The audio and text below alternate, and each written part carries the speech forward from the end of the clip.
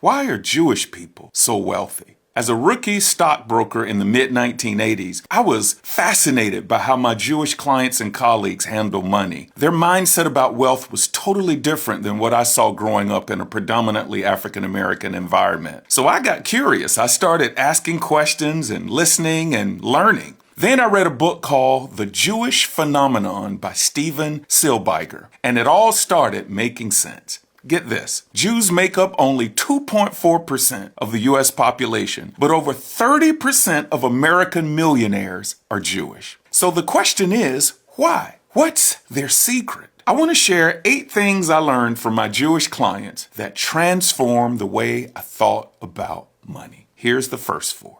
Number 1, they prioritized generational wealth and avoided single generation consumption. Whether they were religious or not, many of them lived by Proverbs 13:22, which says, "A good man leaves an inheritance to his children's children." You see, they saw money as a tool to empower the next generation, not to just fund their own lifestyle. Number 2, they gave assets, not appliances. You see, when I got married, I got toasters and china, and I didn't even have a china cabinet. But several Jewish clients of mine told me, they said, in our families, we give cash or stocks.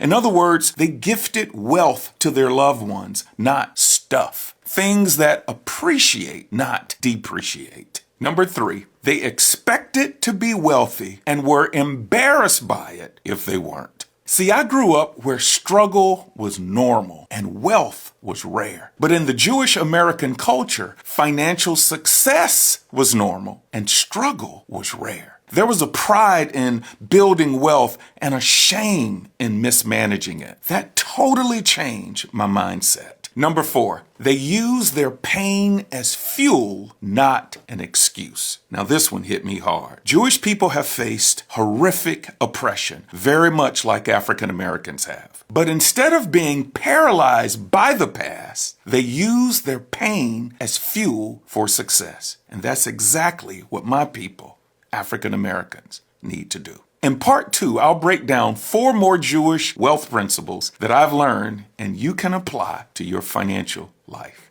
Stay tuned. After decades of working with many Jewish clients when I was an investment advisor, here are 4 more wealth principles I learned from them.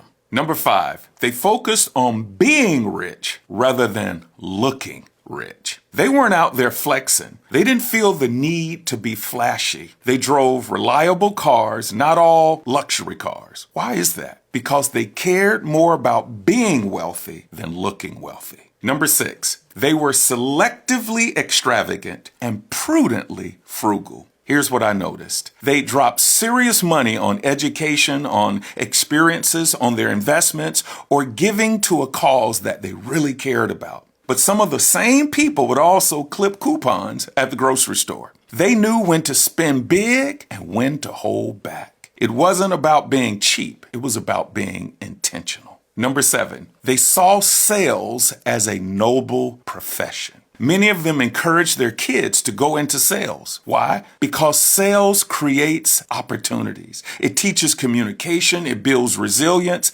and it uncaps your income. They didn't look down on the sales profession. They saw it as a gateway to entrepreneurship and financial freedom. Lastly, they practiced group economics.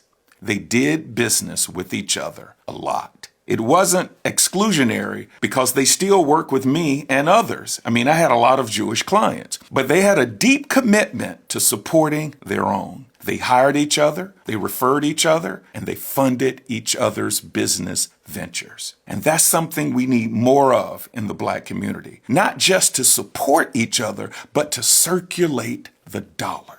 You see, you don't have to be Jewish to apply these principles. Wisdom is wisdom, and it'll work for anybody.